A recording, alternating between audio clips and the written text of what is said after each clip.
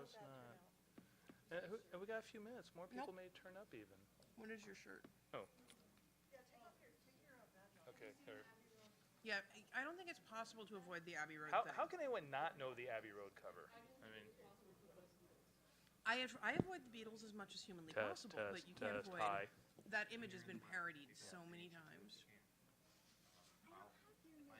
Yeah. Shannon? Is that too? Well, which is too close and which is too far? If I do this, just be closer to it. Okay. N-A-N.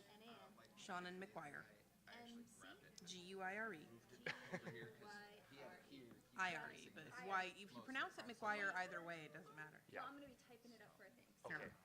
Now the good news is I've done one of these already this weekend, so it's not like I'm a complete panel virgin. That's okay. Yeah. We're covering our bases with everybody. Oh yeah. Oh no, understood completely. Yeah, Yes, and I you told got to him do that. Online. The sign for pulling up to the mic and stuff that you might collect. Yeah. There you go. So, All right, I'm gonna get that. my camera's gonna be primarily up there. That's fine. That's where all the action's going to be. So yeah, go for it. Previous panel, I had to switch back and forth a lot. It was hard to do. Yeah. Well, did you really want a close-up of Popeye's penis coming out of Olive Oil's mouth? I mean, Did you have to say that? what There's I a had reason to I see wasn't it. in here for that panel. But I did want to get some of his slides because he was making reference to them. But I wanted to be here. This was where the gold was on that one. It was awesome. You mean you don't have a 2-camera setup? Not this year. Okay, Next Yeah. year, we let's will play a actually fun try and game. get It's the called Don't Make the AV Guy Beat Us to Death. Here's how you play. Don't ask stupid questions, Don't imply that they are somehow under-equipped when we have microphones that work. which they are indeed certainly not, since they're the ones who got me set up for that. Yes. Yes. My job is to make it happen, not set it up. I love your last name. Is that Kapwinski? Kapusinski. It's kind of Oh. an Americanized version. That's fantastic. Now, do you know why Pollock spelled their last name so ski? Why? Because they can't spell toboggan.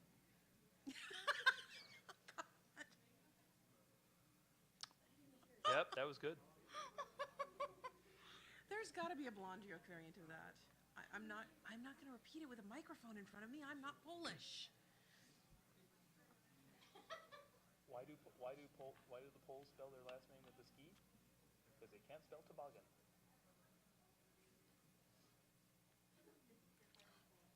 Yeah. Hey, I've told enough Norwegian jokes in my day, I think. Yeah. I mostly tell blonde jokes. Why would you do that? I don't know.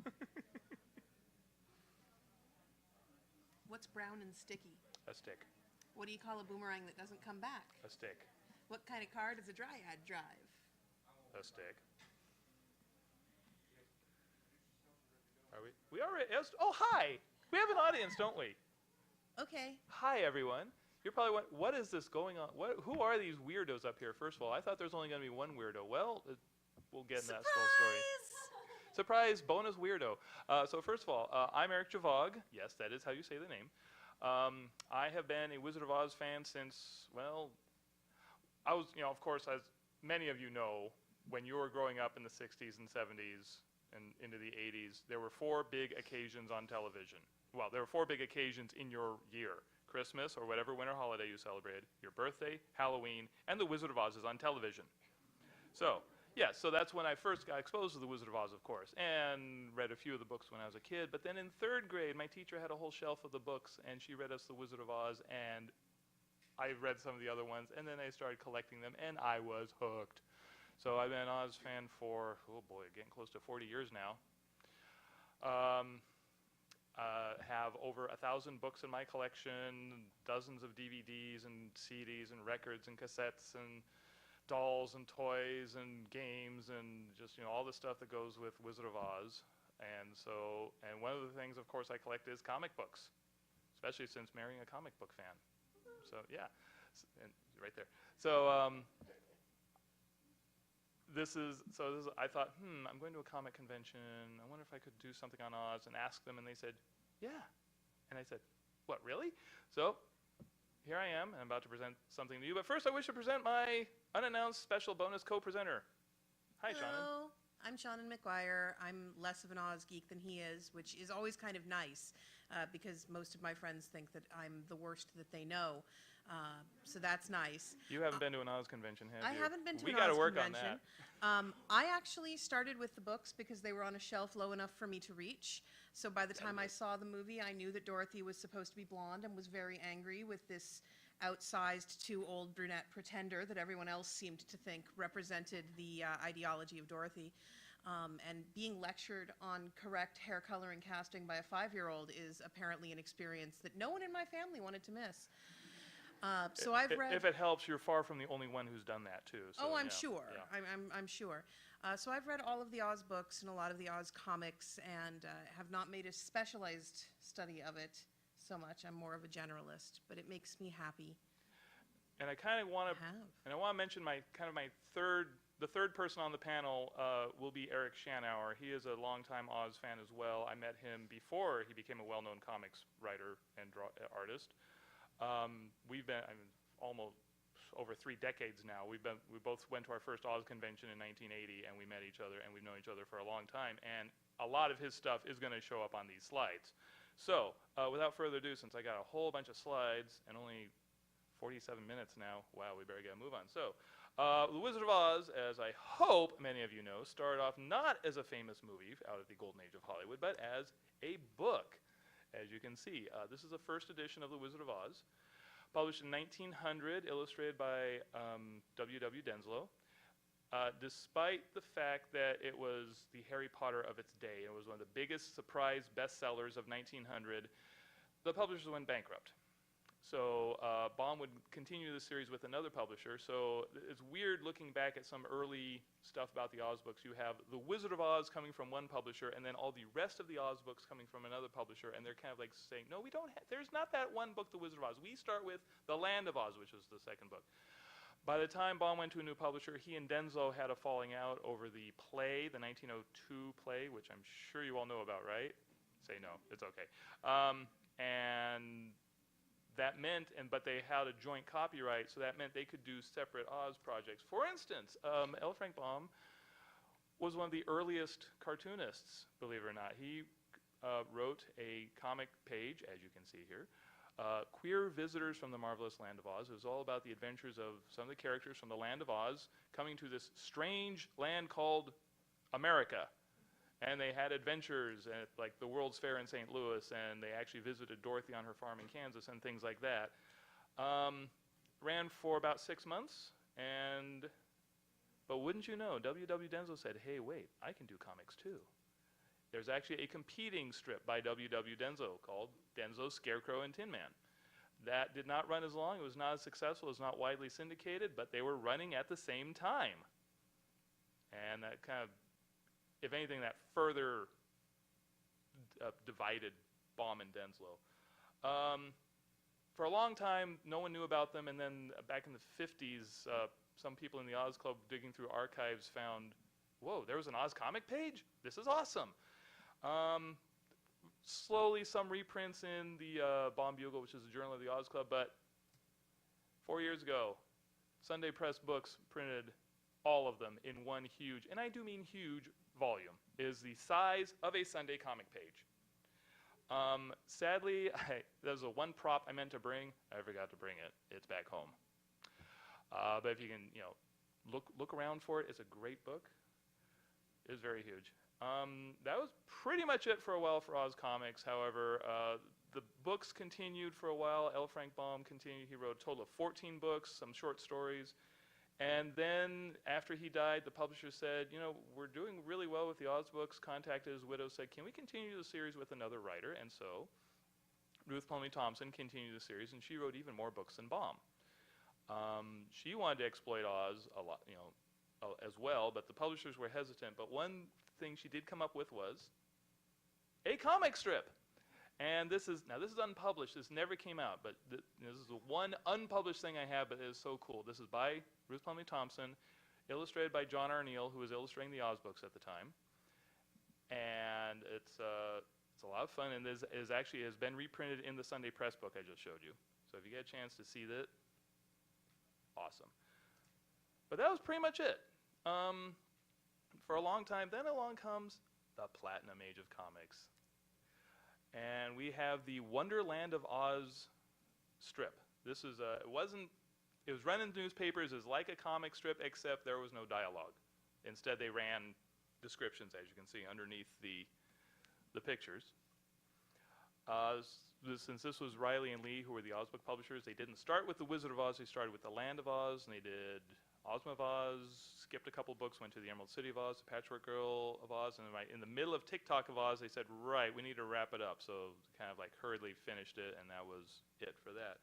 However, because this is, when lots of reprints came out, it was reprinted, and they colored it, and they put in word balloons in the funnies, and also in High Spot Comics. So there's several places you can find them if you're looking for old comic books. There was also, some of them were translated into Spanish and published in Cuba and other places. The good news is you can get them now. Hungry Tiger Press has reprinted in single volumes Land of Oz, Ozma of Oz, Emerald City of Oz. I keep telling Eric, dude, you need to also do a Patchwork Girl of Oz one. They haven't gotten around to it yet. But let's hope it will happen. All right, now. Meanwhile, though, of course, comic books came along. We're now in the golden age, and there wasn't a lot going on. However, this is one of the weirdest, most bizarre Oz comics you will ever see. 1948, Mary Marvel meets a bunch of Oz characters in WoW comics. And this is actually, they used some of the characters who were then current in the Oz books. So either they were contacting Riley and Lee, or they were just kind of ignoring copyright. My suspicion is the latter. So this is early history. We're still kind of laying the roots. Then along comes 1956. All of a sudden, The Wizard of Oz, the copyright's expired, it's in public domain, it's all over the place. 1956 was a big year for Oz because there were records coming out, there were games, all kinds of reprints of the book, any way anyone could think of to say, hey, The Wizard of Oz is public domain, let's do something with it. They probably did it, including not one, but two comic book adaptations. We have Dell Junior Treasury did The Wizard of Oz, and also Classics Illustrated Junior. And the interesting thing about the Classics Illustrated Junior one, it was a couple years ago, it was reprinted. And so you can find it pretty easily and cheaply now. One other exploitation that some people made, Rankin Bass was then a brand new up-and-coming animation company. You may have heard of a little thing they've done called Rudolph the Red-Nosed Reindeer. All those Christmas specials. But before that, they did Tales from the Wizard of Oz. These little 5-minute cartoons. And for one issue, 4-Color Comics did a Tales of the Wizard of Oz comic book. So now it's going to start getting weird. I'm going to break away from the history. I want to do it in groups of how Oz has been used in comics. And I want to start off with a group about Oz showing up in various comic books, adaptations, satires, that sort of thing. For instance, if I say The Wizard of Oz, who's the celebrity you most think of first of all? Right, Jerry Lewis. So, yes, they did The Wizard of Ooze in the Jerry Lewis comic. Over at Harvey, G.I. Juniors did a Wizard of Oz episode. Of course, when you think of satire, what one magazine do you think of? Mad. They did the Wizard of Oz 3 different times. I do not think they have done any other movie 3 times. By the way, I just want to mention that I was just assembling this show and went online and said, okay, Wizard of Oz, Mad, and the cover on the left turned up. I'm going, wait, what's that? I don't have that on it. I have all 3 of these American issues. I don't have that. That's actually the British edition of Mad. When they reprinted the second one from number 300, they made a Wizard of Oz cover. I'm going, I've got to put that in there. And I may have to put that issue of British Mad in my bucket list to get that sometime. Yeah, so another character you may not have associated with the Wizard of Oz is Supergirl, the mysterious motor of Douve. She ends up jumping into a hurricane and being whisked off to another planet. I can't remember the exact details, but she meets up with a robot who needs a brain, I think. I can't remember the details. Then she ends up transporting back to Chicago in 1900 at the end and telling her story to a writer named L. Frank Baum. If I'm remembering this right. You don't know about any of this, do you? Supergirl was actually intentionally a Dorothy Gale riff in some ways, if you look at the creation of the character. This is true. She's a blonde girl coming from Kansas, had a real tropism for tornadoes in the beginning. Like, there were a lot of intentional Dorothy parallels with Supergirl. That was just one of the more explicit times. No kidding. I wish I'd thought of this. I should have put this in. One of my favorite characters in the pre-52 DC universe was Maxine Hunkel, a.k.a. Cyclone, and she's a Wizard of Oz fan. There's one panel in one issue of JSA. There's a row of Oz books on her shelf. Her costume is inspired by the Wicked Witch of the East. I mean, and one of her first appearances, she's babbling on about Wicked. So I'm going, oh man, I should have put her in. So you all know about her. Sadly, no picture. All right, another character who went to Oz, Big Boy. This is a giveaway comic that the Big Boy Restaurants did, and they did a Wizard of Oz one. How about Yosemite Sam? Yeah. Gold Key Comics, they did a Wizard of Oz spoof in Bugs Bunny Yosemite Sam comics. American Flag. Yeah, not necessarily one you think of, not necessarily you want to think of, but there was some Oz content in the story Welcome to the Pleasure Dome. How about the Legion of Superheroes? They did in a What If Elseworld story, the Legion goes to Oz. So of course, when you think of the Legion of Superheroes going to Oz, you also have to think, well, what if the Fantastic Four went to Oz? Which they did. One of my favorites, however,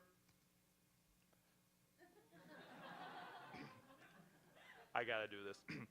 Gee, Brian, what are we gonna do tonight? The same thing we do every night, Pinky. Try and take over Oz. This is a weird one because the cover of this issue, it has Oz, but there's no Oz content in it. There's the stories that are in there about leprechauns or something. Later on, they did an issue where they're in Oz, but there's no Oz on the cover. I'm going, right, you guys aren't really talking to each other on this, are you? Now we're getting to some of these, I'll be honest, I borrowed this presentation from Eric Gjovaag, I told you he'd come up, and updated a lot of the slides and put in some new ones. This is one I have not read, I'm not familiar with at all, as Rare Creature, but as you can see, they did Oz. However, who else do you think of when you think of Oz? Of course, Lisa Simpson. In one of the Halloween comics, the Treehouse of Horror, Lisa gets conked on the head and wakes up and says, wait, I'm not in Springfield anymore, and that's the name of it. And the fun part about this is completely drawn and illustrated by Stan Sakai. Yes, so, but no Ronin rabbits in that one, I'm afraid. All right.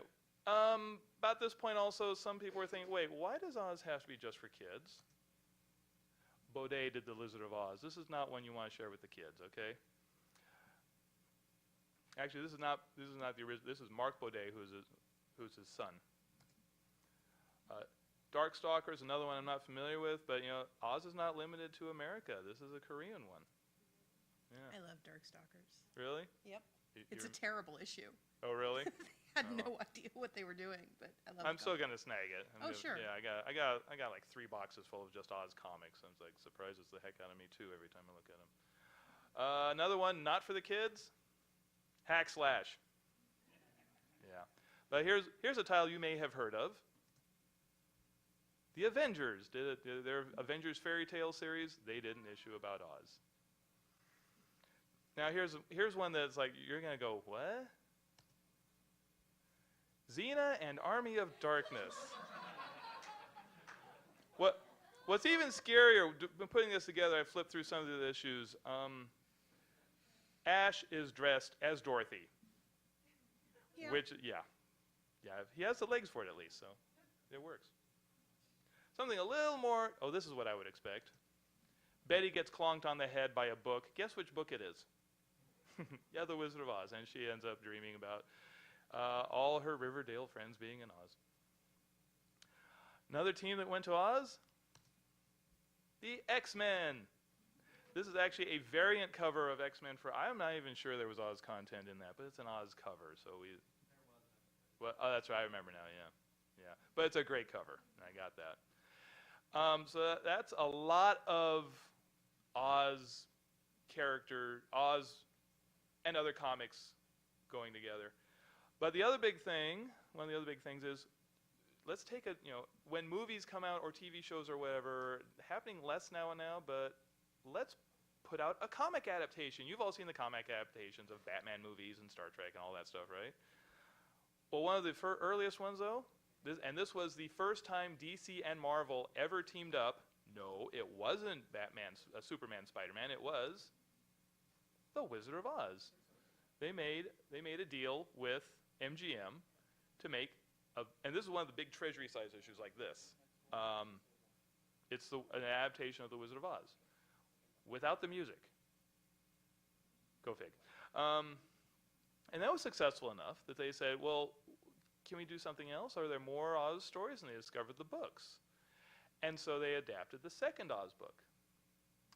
The problem is they already had the deal with MGM. So the only characters from the movie who show up in this book are the Scarecrow and the Tin Woodman. So they made the Scarecrow and Tin Woodman look like Ray Bolger and Jack Haley from the movie. The problem is they made everyone else look like they're from the book. It was not necessarily the best mix. And then they already had planned, in fact, they announced at the last page of The Land of Oz that, hey, we're going to do Ozma of Oz, which is the third book. Problem is, they didn't realize at the time that Ozma of Oz was still under copyright. So they didn't do it. But the art is out. A lot of the art was done. It's out there. Just poke around on eBay. Sometimes it turns out copies show up for a lot more money than it's really worth. But let's face it, it's Oz comic art. So they made Dorothy look like Judy Garland. They made the lion look like Bert Lahr. And so, of course, the Hungry Tiger, who's the Cowardly Lion's friend in the book, he has to stand up on his hind legs all the time and walk too. And a few years later, 1985, Disney came out with Return to Oz, which, let's face it, they didn't give it very much publicity. But that doesn't mean they didn't try and exploit it. Not only did it show up as a comic book, it was translated into other languages around the world. But not only that, and this is something I would love to see. I haven't had a chance to find it, track it down. It was also run as a syndicated comic strip. Looking at the dates on here, what really surprises me is the movie wasn't released until July, and the comic started in April. So if you're reading the paper and you can read the story, you can read almost the whole movie before you ever get to actually see the movie. That was it. And the problem is Return to Oz tanked at the box office, and kind of like everyone stayed away from Oz for a while. It's like, no one wants to do Oz, no one wants to see Oz. Until the Sci-Fi Channel came out with Tin Man. They did it was a little preview. It's like almost an ash can. It's a tiny thing. Two different covers. I think a couple friends picked it up for me at the San Diego Comic-Con. Not much to say about it, to be honest. But it's there. It's out there. I'm trying to throw in as many of them as I can. Now, and then, a few years later, on Broadway of all places, we get Wicked, which means someone's got to come up with the parody. Yeah, this is the recent revival of Tales from the Crypt. They used the art. They made it look like the movie, the play poster, but it's actually Dorothy being put on trial for melting the witch. Has nothing to do with the play. So if you get a hold of it, just understand that's not the play. And in a few years, I hope when they come out with a movie, you can also say that's not the movie. And now we're getting into some really, now this is an exciting time. How many of you are excited to see Oz the Great and Powerful next week? Oh, good. So, no one has told me whether or not there will be a comic book for it. Since there's fewer comic adaptations anyway, it's like, okay, fine. However, There were plans last year to come out with an animated movie called Dorothy of Oz, and there were lots of stuff already to roll out, and there was even the prequel comic book series. And then they ran into a little trouble with Warner Brothers, who now owns the old MGM movie, and they realized we got to go back and fix a bunch of stuff. The release has been pushed back to this year. We don't know when this year. I think the producers are probably going to look at how well does Oz the Great and Powerful do before they announce a date.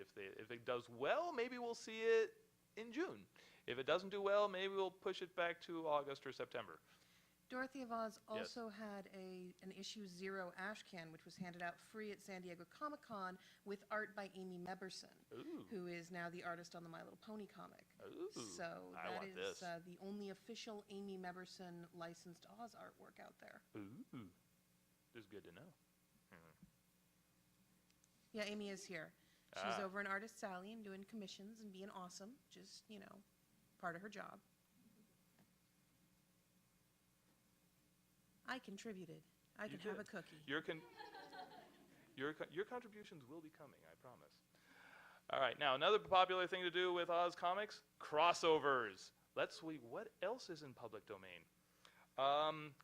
Popular crossovers, let's face it, Alice in Wonderland. Alice and Dorothy, they're like distant cousins, okay? The problem is, well, I shouldn't say the problem, but the first time they met, they also met Captain Carrot and his amazing zoo crew. This is actually the final page of issue 20 of the regular the first Captain Carrot series, and this is and so it's like next issue. Well, look at the date, 1983, right? The problem is we didn't get the results until 1986.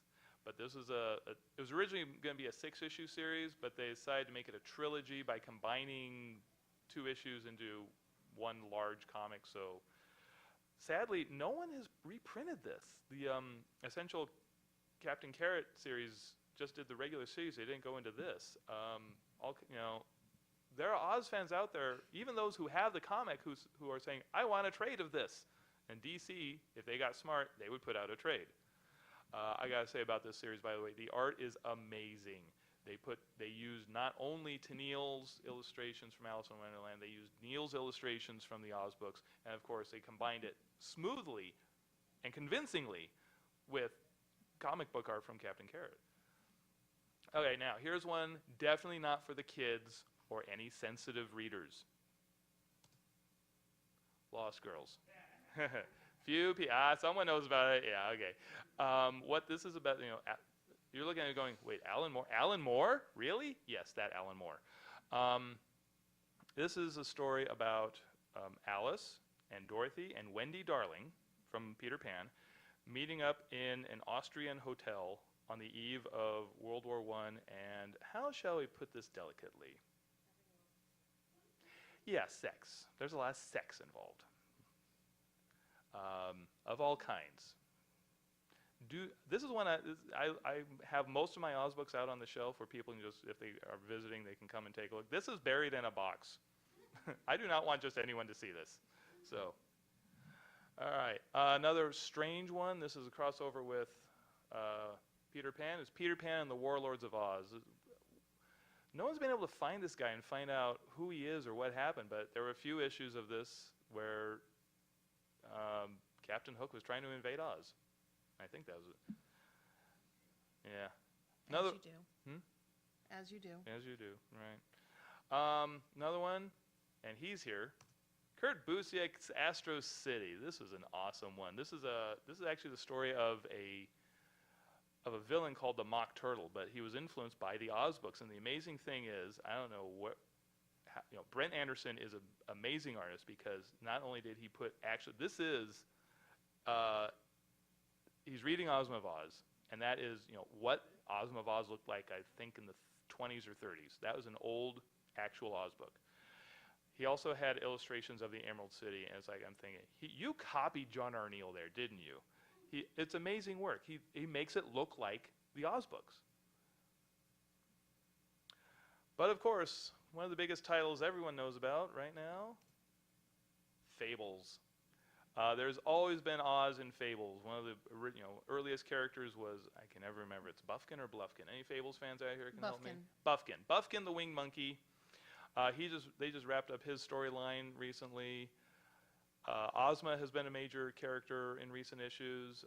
I finally picked it up with issue 101 because, gee, Eric Gjovaag is illustrating it. Ooh, I better pick that up. Oh my goodness, this is a good book. Oh my goodness, look at all the beautiful Oz content in it. So I've gone back, started collecting the trades as well. And Dorothy is a major character in the Cinderella miniseries. Not there yet. Oh, okay. But okay, now that she's mentioned it. And then there's also the miniseries, Cinderella, Fables Are Forever, where her nemesis is Dorothy Gale. And it ends with, it's a spoof of James Bond, I would say. You can tell by the title. But it ends with the two of them having a big battle in a balloon over the deadly desert. It's awesome. Yeah. Anything else you want to add about Fables Are Forever? Fables Are Forever is awesome. That's Yeah, about it is. I also threw in this one other cover because it's so Aussie. So next, then of course came along webcomics, and this is a fun one. The art's a little primitive because he does it all on computer, but it's a fun storyline. Cheshire Crossing has Dorothy, Alice, and Wendy all meeting up in a special reform school for girls. They all have their issues, shall we say, and their teacher, they can't use her name, but come on, she's very proper and British and carries a parrot head umbrella. It's Mary Poppins. We all know who she is. Okay. It's run for 4 issues, and I use that just because he puts a page up. They're grouped up online in like groups of 20, 22, something like that, like a comic book, but it's just online. Have not seen one for a while. I hope he will continue it. Another company that gives us Oz Wonderland crossover, BuyMeToys.com. They have done, it's going really slow, but they've pretty much wrapped up their first arc already. The Oz Wonderland Chronicles has Dorothy and Alice, oh, what a shock, meeting up at school. But this time it's in college. They're grown up, and it turns out they've both come back to the real world and forgotten their adventures in Oz and Wonderland. Then all of a sudden, and they're both going to school in New York City. Who would have thought that the two of them would meet? And then they meet up with these strange characters from Oz and Wonderland who keep popping up in their lives. And it turns out they're needed back in Oz and Wonderland because the Red Queen is invading Oz, as she is wont to do. This has led to a couple of spin-off series, one of them being Jack and Cat special, the Jack Pumpkinhead and the Cheshire Cat going off and having adventures in America. And now I think Shannon may finally get to say something substantive, because I thought I'd show the next one. This is another crossover. Elements of Oz and Wonderland and a few other stories. Namesake. Namesake is awesome. Namesake is It is awesome. ongoing. It updates 3 times a week. We've actually just wrapped the big Oz storyline. It just finished up about 2 weeks ago now. But you're dealing with real love of the Oz comics. The author has a great knowledge of the sub-characters. You actually get to see the Tin Woodsman and Adora's children. Like, just fantastically done. It's beautifully drawn. It's ongoing. You should really, really check it out.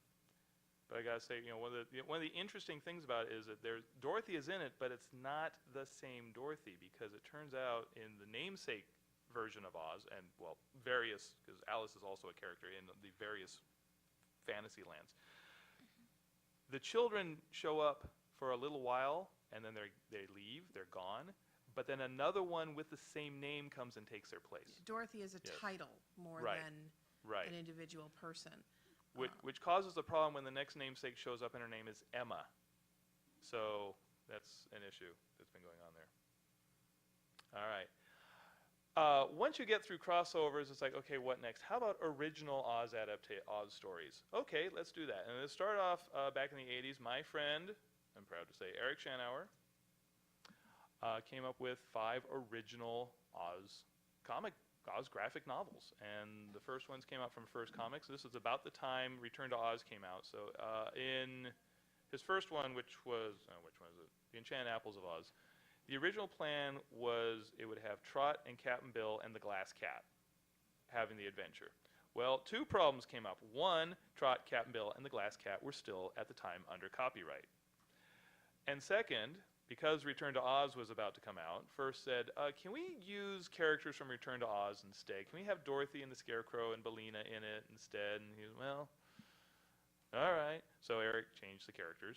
It worked out fine. They printed 3 more of them, and then First pretty much went out of business. He had one all ready to go. A few years later, Dark Horse went in and said, we'll publish it. So they did. Now the good news is the rights of those have now reverted to IDW. And a few years ago, they printed this big, glossy, gorgeous hardcover edition of all of the books with all kinds of extras and all of Eric's notes and annotations and sketches and everything he could think of, he threw in there. So definitely something to get if you can get a hold. But that's out of print now. But they've now put them out as digests in 2 different digests. As you can, I think, no, those aren't the covers down at the bottom. Those are actually the Italian issues. And then recently they also reprinted a very large edition of The Forgotten Forest of Oz just to show off the artwork in it. Another way of exploiting Oz is make it dark and noir. Oz Squad basically has the Oz characters, and Dorothy's all grown up, as the enforcers for Oz, and they've come to America to stop some of the threats to Oz. It's definitely very, like the first issue, I think, TikTok has gone haywire. His ThoughtWorks have gone. Pardon? Yeah. Okay, so yeah, so basically TikTok has no morality. He shows up in Oz, he starts shooting things up, he's swearing up a storm. Not one for the kids. Or, I know a lot of Oz fans who go, no, you can't do that in Oz. It's like, people are doing it, come on, get over it. But they had a little fun with it with Little Oz Squad. Another series that came out from Caliber was Oz. This was more of a traditional, but it was definitely not for kids. It was the gnomes have invaded Oz, as they're going to do. Why does everyone want to invade Oz? I don't know. Because it's fun, because breakfast grows on trees. This is true. I would invade Oz for a lunchbox tree. Why not just go and visit and say, hey, can I get some lunch? Because I want a lunchbox tree. And I want a don't whole think they're going tree. to let me take it home. A group of college-age folks from America show up and help repel the gnomes, as they're going to do. And that was an ongoing series for a while, and it resulted in some spin-offs and some one-offs and some mini-series within it, and you can get the idea there.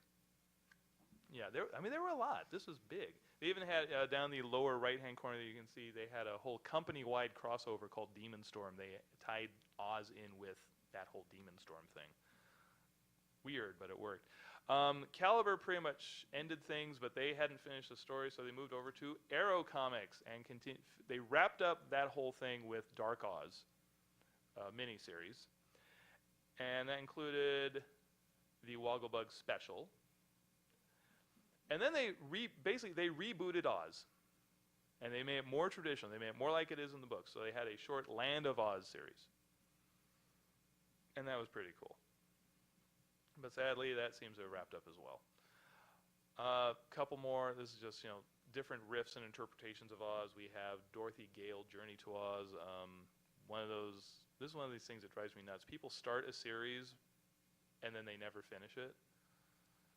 What's up with that? I don't know. Insufficient readership, not allowing for any kind of profit margin, so you're starving to death and have to take a job at Starbucks in order to keep the lights on?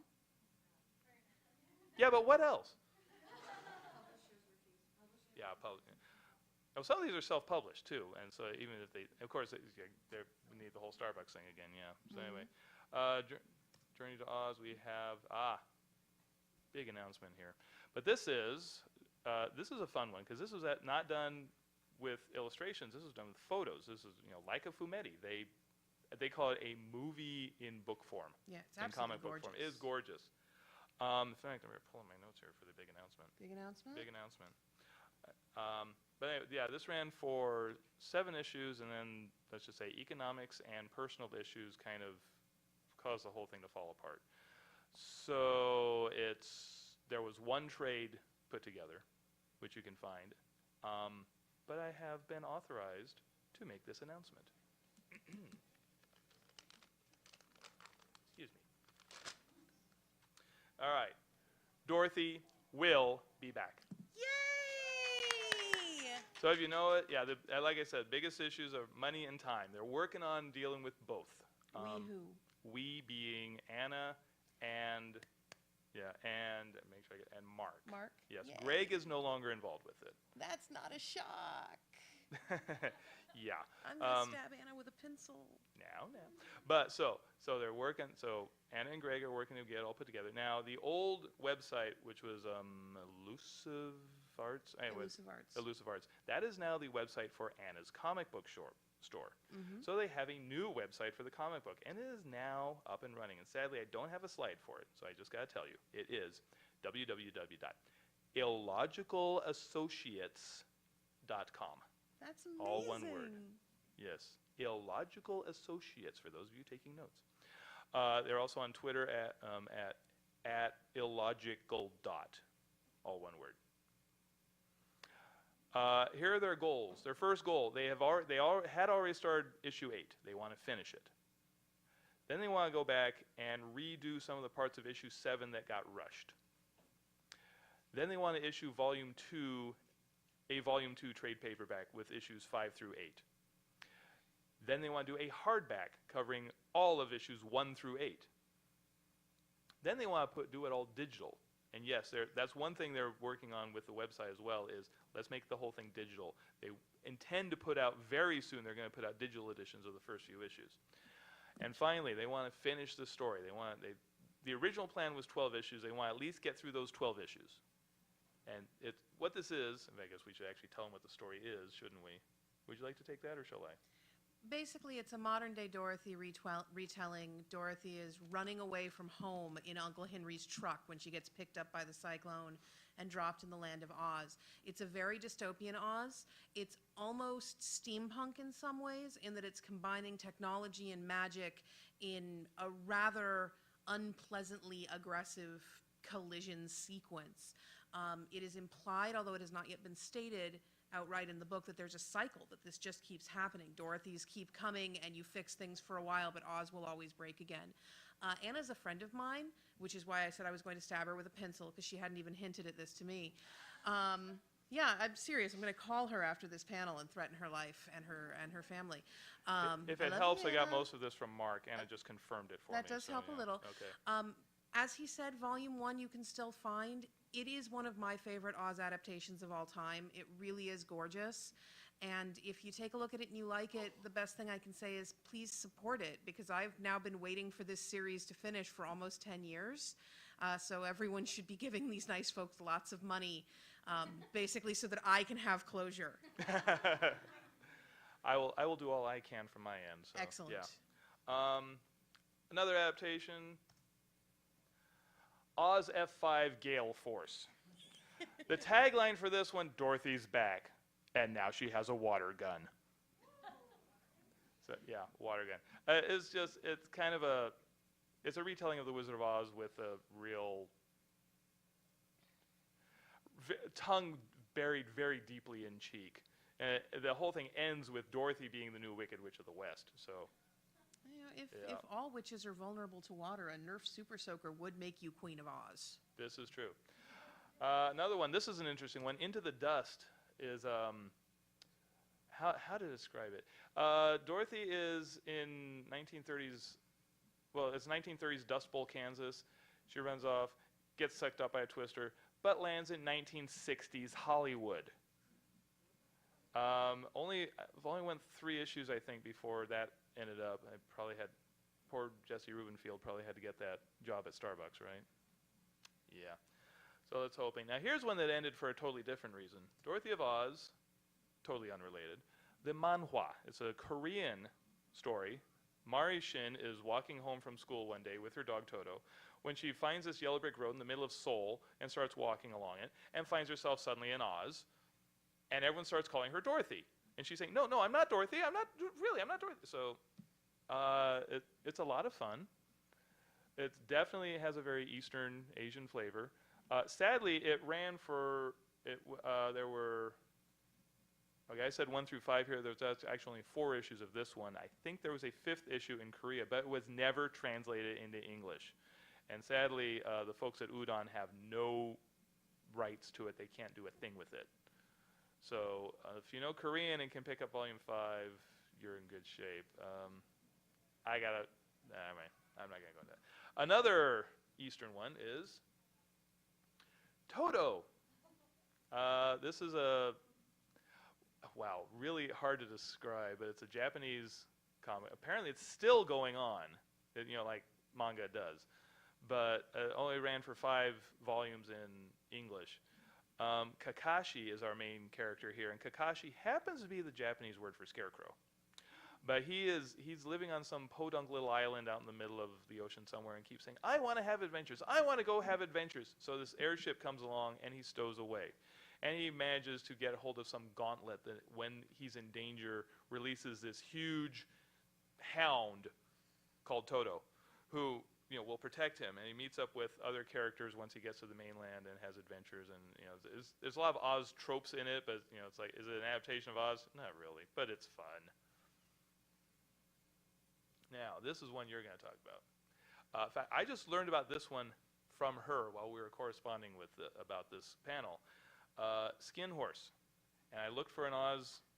I started reading it from the beginning when she told me about it. I haven't gotten very far yet. And then I've been reading the daily, because I'll put it up. It's a daily webcomic. That's the only Oz I could find. This is Tip, one of our main characters. You want to do the explaining? So Skin Horse is about the secret government agency responsible for smoothing out relations between transgenics, talking lions, sapient swarms of bees, cybernetics, all that sort of thing, and the human world, because many of them, we built them, now they want to eat us. It's all kind of clashy. There's an enormous amount of Oz subtext. Our main character is Tip, who is a We got 5 minutes. Yes, I saw the sign. He's a cross-dressing psychologist. They name all of the storylines after classic children's literature. Several of them have named after Oz literature. If you look at their bonus wallpapers, those tend to reveal the Oz subtext a lot more clearly than the daily strips are going to. You can follow the Oz themes through it. It's going to become a lot more clear as we go on. I'm going to talk as fast as I can because we only have 5 minutes left, and I was an auctioneer for a little while. It's a lot of fun. It is going on. It is free. It's very well drawn. It's by Shane and Garrity, who did Narbonics. You'll probably enjoy it very, very much. Do I hear 5 from the side of the audience? 5? Okay, we're going back to you.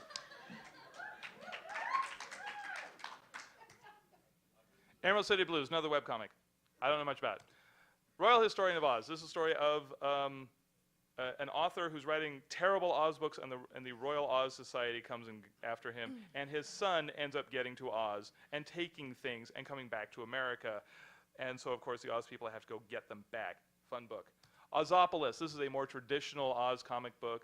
Kurt Cushion did a great job, I think, with this. I think Volume 4 is coming out this year. He's only doing it 1 a year. If you are like a fan of the original Oz books, check it out. No Place Like Home. This is one not for the kids. This is a horror comic from Image. Let's just say so far the biggest Oz bit has been there's a character named Dee. She lives in Kansas, and she's being terrorized by flying monkeys. However, at the end of the first issue of the final issue of the first miniseries, there's this lady with green skin. I wonder who she is. One of my favorites. The Legend of Oz, The Wicked West. They've reset the Wizard of Oz in the Old West. It is awesome. Dorothy, well, she's called Gail. Her horse Toto, she has ruby spurs that the Wicked Witch is trying to get a hold of. The Scarecrow is I can't remember the doll. Kachina doll. The Tin Man is a sheriff. The Lion is, a lion. But the miniseries was The Wizard of Oz, but they was so good they've started an ongoing where they're taking stuff from the other Oz books. There are warrior field mice. The wheelers have big wooden wagon wheels that they're running around on. It's great. Gotta mention the Oz Story Anthology. This is something that Hungry Tiger Press put out. Eric Shanauer is one of the people involved in that. This is all kinds of Oz things, not just comics, although that was a big part of it. They did 6 issues, as you can see. They're a pain to find unless, I'll tell you. Adaptations, I'm going to go through these very fast. One of the first recent adaptations wasn't even an Oz book. It was L. Frank Baum's The Life and Adventures of Santa Claus. Yeah, this is great. Michael Plug did this. It looks great.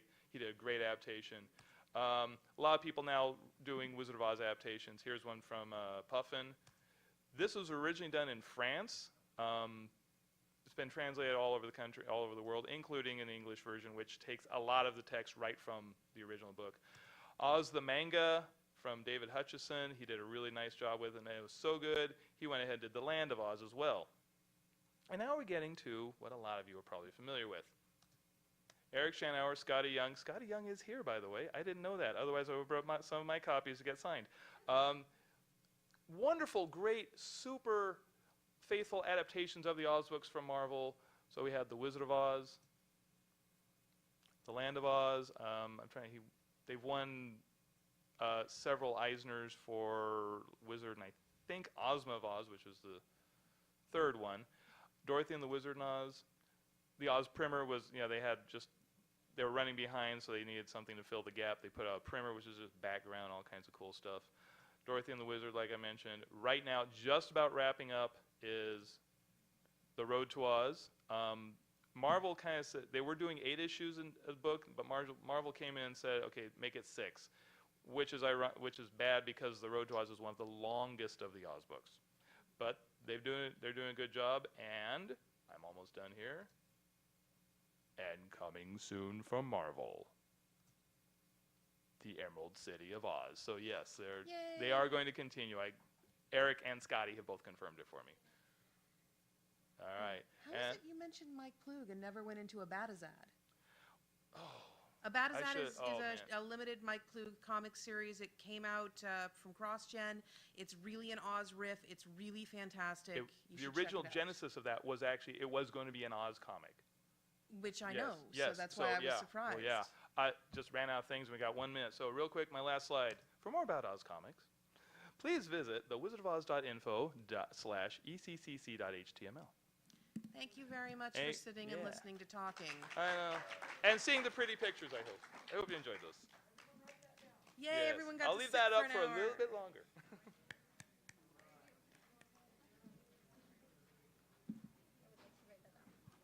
And then illogical assessment.